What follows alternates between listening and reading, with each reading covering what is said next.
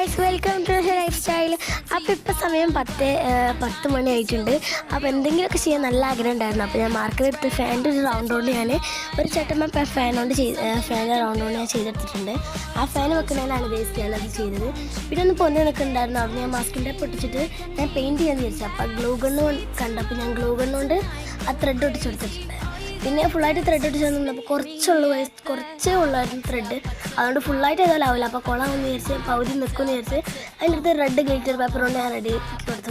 കയ്യാനായതുകൊണ്ട് adjust ചെയ്ത് എന്തൊക്കെ ഉണ്ടാക്കി കൊടുത്തിട്ടുണ്ട് താഴെ. എനിക്ക് തീരെ ഇഷ്ടമായില്ല ഗൈസ്. നിങ്ങൾക്ക് ഇഷ്ടമായി ഒന്ന് കമൻറ്റ് ചെയ്യുക. പിന്നെ ഞാൻ എന്ത് ചെയ്തു, ചെറിയ 2 മിററും കൂടി ഒട്ടിച്ചെടുത്തിട്ടുണ്ട്.